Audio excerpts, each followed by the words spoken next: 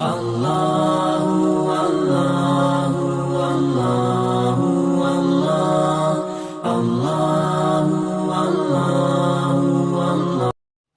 अलैकुम वरहमतुल्लाह। Welcome back to our YouTube channel companion institute of commerce and I am your host Shiraz Soomro.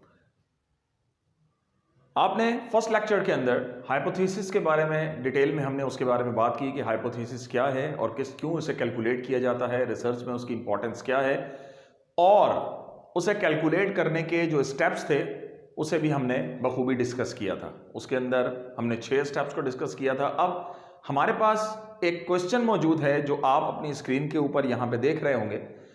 इस question के बारे में हम थोड़ा सा डिस्कस करते हैं और उसे सॉल्व कैसे किया जाएगा हाइपोथेसिस के अंदर, हम उसके बारे में थोड़ी सी आज बात करेंगे।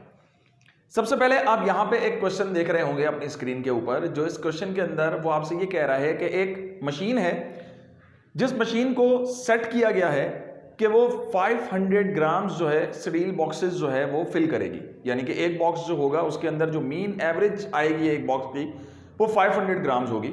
और स्टैंडर्ड डेविएशन चूंकि नॉन है तो 25 स्टैंडर्ड डेविएशन उसका वैल्यू मौजूद है। और जो सैंपल्स हमने जो उसके लिए इकट्ठे किए हैं वो 100 सैंपल्स इकट्ठे किए हैं। और लेकिन जो मीन हमारे पास जो आ रहा है स्टील बॉक्सेस का 100 सैंपल्स का जो हमने फाइंड आउट किया है वो हमारा मीन आ रहा है 504 ग्राम्स, यानी कि जो हमने सेट किया था उससे ज्यादा आ रहा है। तो क्वेश्चन के अंदर और लेवल ऑफ सिग्निफिकेंस जो पॉसिबिलिटी ऑफ एरर्स है वो 0.05 मौजूद है। तो सबसे पहले हमने इस क्वेश्चन से रिलेटेड जो है वो डेटा तैयार किया।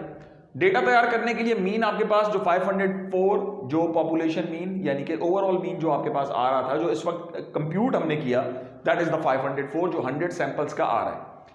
म्यू जो हमने सेट किया था पॉपुलेशन मीन के जितना भी हम सीरियल बॉक्सेस तैयार करेंगे उसका जो नॉर्मल एक्चुअली मीन होगा वो तमाम पॉपुलेशन का वो होना चाहिए 500, वो म्यू हो गया आपके पास।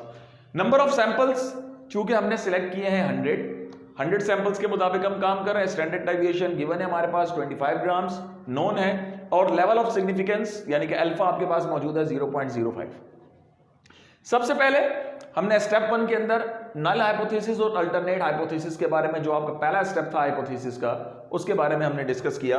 तो आपके पास जो नल हाइपोथेसिस था यानी कि जो उसके बारे में वो बता रहा है, जो हमने सेट किया था पॉपुलेशन को, वो किसके ऊपर किया था कि म्यू इज इक्वल टू 500, यानी कि जो पॉपुलेशन मीन हमारा होगा वो हमेशा कितना होगा 500 होना चाहिए, ना उससे ज्यादा ना उससे कम। लेकिन जो अल्टरनेट हमारा आ रहा है वो कितना आ रहा है, जो कंप्यूट हमने किया 100 सैंपल्स का वो आ रहा है 504। तो इसका मतलब म्यू इज ग्रेटर देन 504 आ रहा है। जो आपकी एवरेज इस वक्त आ रही है पॉपुलेशन मीन, इसका मतलब वो आपकी 500 से ज्यादा आ रही है, that is the greater than. हमने 3 चीजें अल्टरनेट हाइपोथेसिस के ऊपर डिस्कस की थी, या तो वो ग्रेटर देन होगा, या तो वो लेस देन होगा, या वो इक्वल टू या is not equal to alternate null hypothesis होगा। तो यहां पे डेटा के मुताबिक जो हमारे पास क्वेश्चन मौजूद है, तो यहां पर आपके पास जो म्यू है, जो आपकी आने वाली जो वैल्यूज है यानी कि जो एस्टिमेटेड हो रही है, जो हमने कंप्यूट की, वो 504 आ रही हैं। तो इसका मतलब उससे ज्यादा आ रही है। स्टेप 2 में लेवल ऑफ सिग्निफिकेंस हमने फाइंड आउट किया, that is given in question 0.05 for possibility of errors. Step 3 statistic test. अब स्टैटिस्टिक टेस्ट के ऊपर हमने 3 केसेस डिस्कस किए थे। Case 1 Z when we have non-standard deviation and number of observation is greater than 30। तो यहां पर आपके पास केस 1 ही मौजूद है। Number of observations, number of samples जो आप जिसके ऊपर टेस्टिंग कर रहे हैं वो 100 से ज्यादा है, और स्टैंडर्ड डेविएशन भी हमारे पास गिवन है जो आपके पास 25 मौजूद है। तो केस 1 के मुताबिक हमने Z कैलकुलेटेड का फॉर्मूला पुट किया, mean minus mu divided by standard deviation divided by root है। हमने वैल्यूज पुट की तो Z कैलकुलेटेड हमारे पास जो कैलकुलेशन के जरिए आंसर आया वो आया 1.60। अब हमने देखा कि Z टेबुलेटेड के अंदर असल में उसकी वैल्यू क्या आनी चाहिए। हमने क्रिटिकल रीजन देखा और एक्सेप्टेंस रीजन देखा, उसकी वैल्यू क्या थी। तो क्रिटिकल रीजन चूंकि ग्रेटर देन की बात कर रहा है, तो आपका जो क्रिटिकल रीजन होगा वो राइट हैंड साइड की तरफ होगा। Z इज ग्रेटर देन 1 है, ठीक है, मोर देन है, ग्रेटर देन है, तो इसका मतलब क्रिटिकल रीजन आपका राइट हैंड साइड की तरफ होगा, तो Z आपका पॉजिटिव है। अब Z टेबुलेटेड की हमने बात की, अल्फा आपके पास z टेबुलेटेड यानी कि z अल्फा आपके पास जो सिग्निफिकेंस लेवल है एरर का वो 0.05 आ रहा है, यानी कि 5% है। z टेबुलेटेड जो नीचे आपके पास ये टेबल गिवन आ रहा है, इसके अंदर आप चूंकि ये वन टेल टेस्ट है, क्योंकि ग्रेटर देन था, नॉट इक्वल होता तो टू टेल टेस्ट होता आपका, ये वन टेल टेस्ट है, तो वन टेल टेस्ट के अंदर आपका वन टेल टेस्ट है, तो आपकी जो यहां पर z टेबल के अंदर आपके पास जो वन टेल टेस्ट की जो वैल्यू है उसके अंदर आपके पास तीन वैल्यूज सामने लिखी हुई होंगी, 0.01, 0.05 एंड 0.10। तो आपने वन टेल टेस्ट की जो 0.05 की वैल्यू आप देखें नीचे मौजूद होगी 1.65, तो ये वैल्यू आपने यहां पे पुट कर दी। इट मीन z टेबुलेटेड जो आपका आ रहा है वो 1.65 आ रहा है।